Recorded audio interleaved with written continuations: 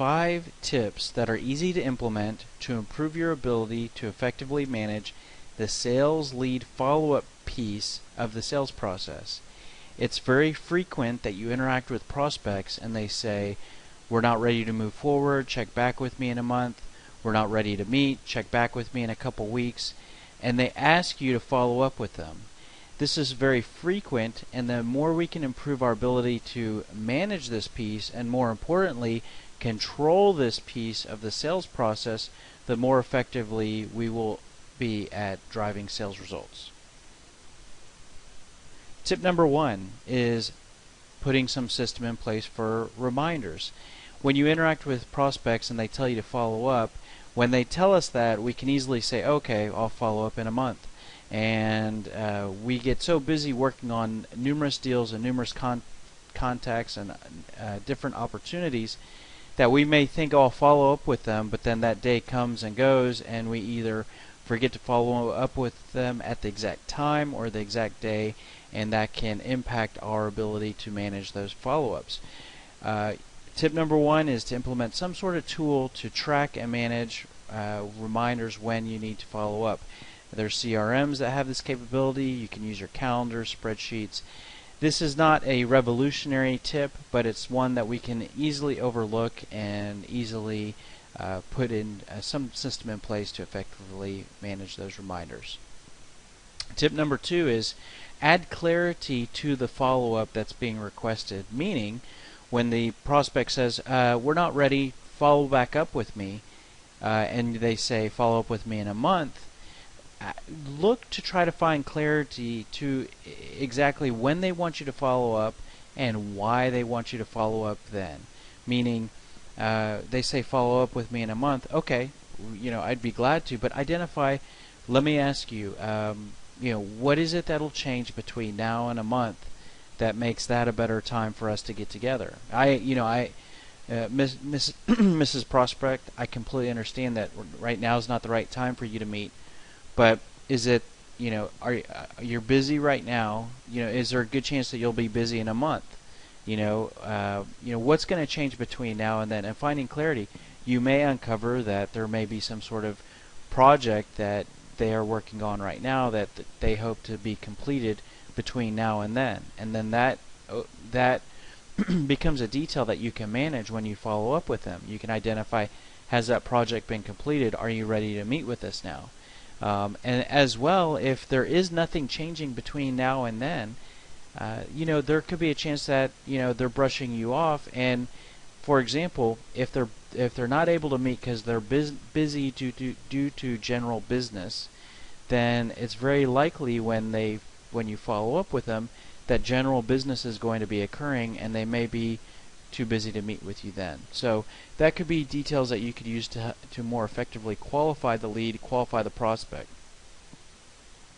Tip 3 is to identify a compelling event. A compelling event is some sort of event in the future that can be associated with the sale or purchase of the products or services you're selling.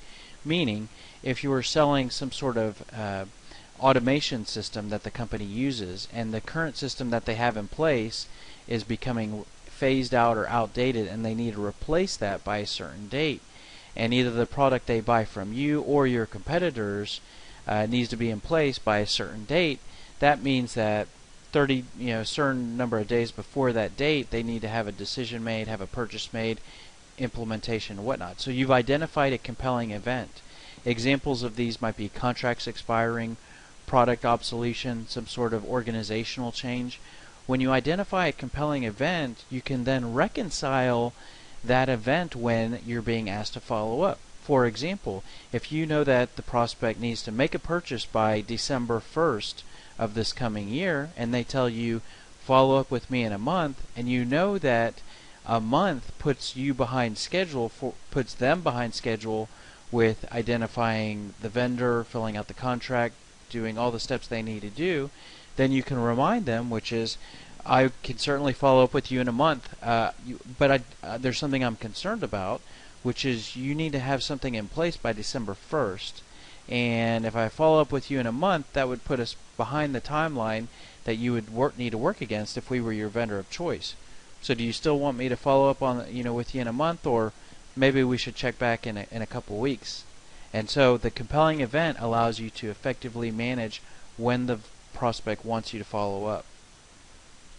Tip number 4 is let the prospect guide when the follow-ups need to get scheduled for. Meaning, instead of saying the prospect, let's say the prospect says we're not ready and I'm busy, instead of being the salesperson to say, okay, I'll follow up with you next week, or I'll follow up with you next month, let the prospect tell you when it makes sense to follow up. And it's not to say that you're being a pushover and just letting the prospect manage and guide the sales cycle and telling you what to do to where you don't have any control.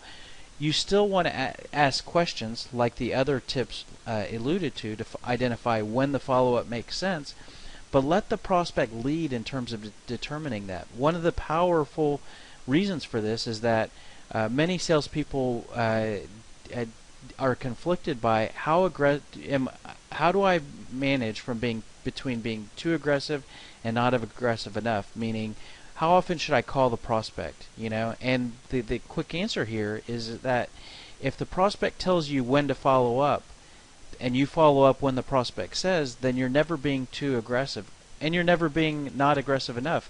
Meaning, if you tell the prospect says, I'm not ready yet. Well, okay, when would you like me to follow up? Check back with me next week.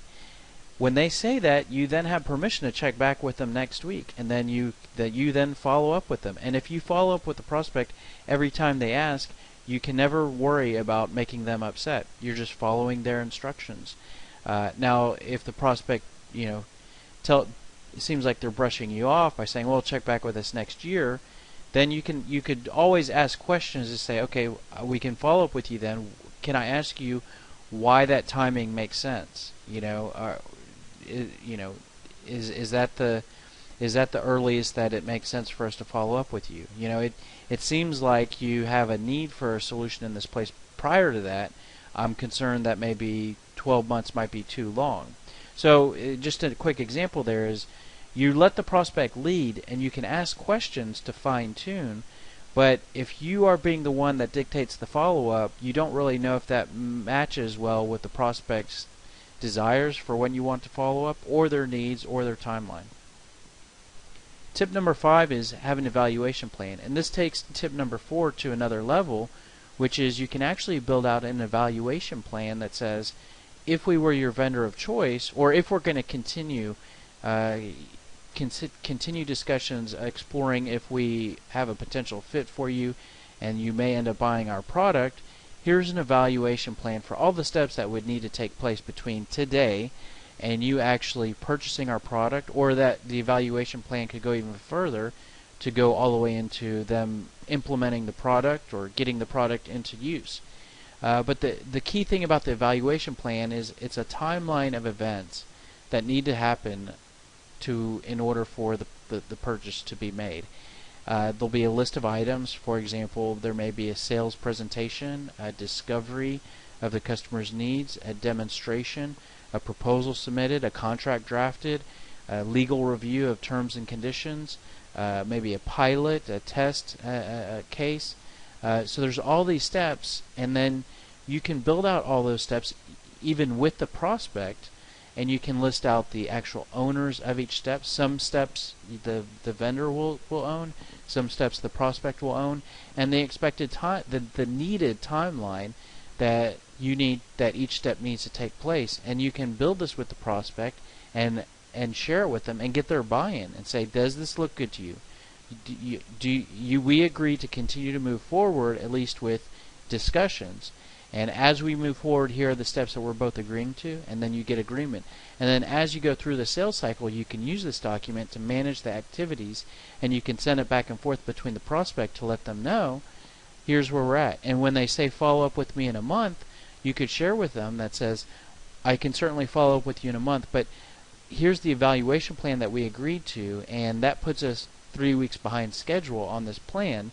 Do we need to update this? Is there a change on your side that we aren't aware of that impacts this overall timeline? And so that allows you to manage the sales follow-up as well.